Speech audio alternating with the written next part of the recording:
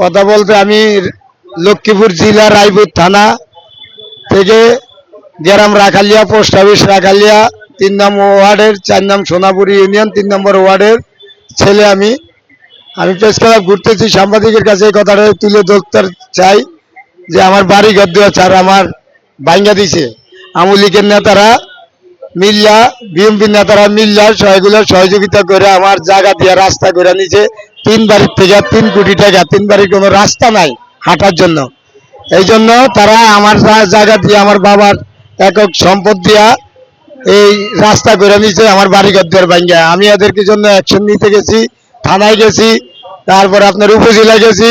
ওনারা আমারে বলছে আমার বাইরে ভাঙ্গা দিব, প্লাস আমার এখানে পেট্রোল মেরা জ্বালা দিব।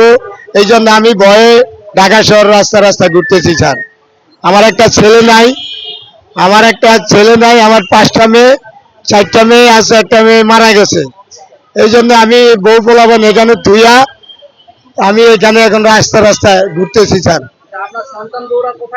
এখন সেই জায়গাতে আছে যেখানে আমার বিটা ঘর এখানে স্যার আছে।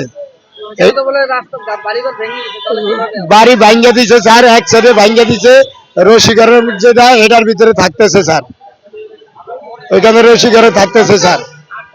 তারা আমার বাড়ি ঘর দুয়ার ভাঙ্গা দিছে।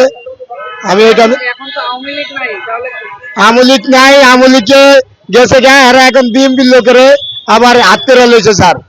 এখন এরাই আমার বাধা দিতেছে, আমি এখানে যদি কোনো কিছু করি তাহলে আমার মারধর করবে, অন্তত আমার পেট্রোল মেরে জ্বালাই দিবে, এই ধরনের ধমক দিতেছে স্যার।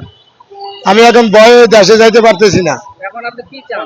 আমি এখন চাই আমার এই যে বাধ্যতার জমিটা আমার এখানে একটা ঘর উঠে দিব, যদি আপনাদের তৌফিকে থাকে আমার একটা ঘর উঠে দিবেন, আমার বাধ্যতার জায়গাটাই আমি চাই স্যার। এটা চাচ্ছি আমি দেশের সরকারের কাছে।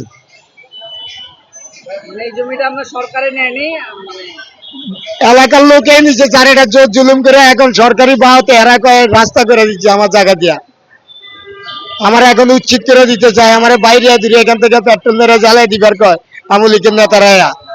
কয়েকবার আমার মারধর করছে। সরকারের আন্ডারে চলে গেছে স্যার। ওনারা কইতাছে এটা আমি আরো ছাড়া দিতে হইব, না ছাড়া দিলে আমার বিপদ আছে। লগে লগে আল্লাহ জায়গা দেয় নাই, এক হাত জায়গা দেয় নাই, কিন্তু আমার 8 ফিট জায়গা চড়া 400 ফিট লম্বা জায়গা লয়ে গেছে স্যার। আর জমি দিবে স্যার, আমার তাই দেয় নাই স্যার, একটা পয়সা আমার দেয় নাই স্যার, আমি একটা পয়সা পাই নাই। জমির কাগজে পত্র দলিল সবকিছু আমার দাদার আমার বাবার। আমি তো এখনো জায়গার মালিক হই নাই স্যার, কারণ দাদা মরছে, বাবা হয়েছে, বাবাই মরছে, এখন আমিও আমার বাপ মাও কেউ নেই।